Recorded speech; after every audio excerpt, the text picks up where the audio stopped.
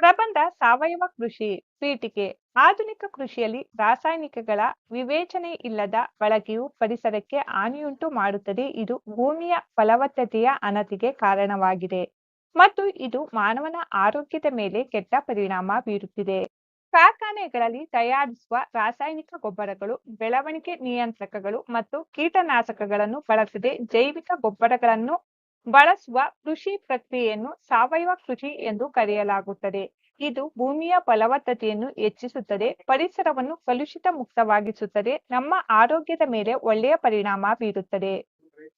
ವಿಷಯ ವಿವರಣೆ: ಬೆಳೆಯುತ್ತಿರುವ ಜನಸಂಖ್ಯೆಯ ಹಸಿವನ್ನು ಪೂರೈಸಲು ಕೃತಕ ವಿಧಾನಗಳ ಮೂಲಕ ಬೆಳೆ ಉತ್ಪಾದನೆಯನ್ನು ಹೆಚ್ಚಿಸಲು ಮತ್ತು ಉತ್ಪಾದನೆಯ ಸಮಯವನ್ನು ಕಡಿಮೆ ಮಾಡಲು ಹಾನಿಕಾರಕ ಕೃಷಿ ಪದ್ಧತಿಗಳನ್ನು ಬಳಸಲಾಗಿದೆ. ಬೆಳೆಗಳ ಉತ್ಪಾದನಾ ದರವನ್ನು ಸುಧಾರಿಸಲು ರಾಸಾಯನಿಕ ಗೊಬ್ಬರಗಳು, ಹಾನಿಕಾರಕ ಕೀಟನಾಶಕಗಳು,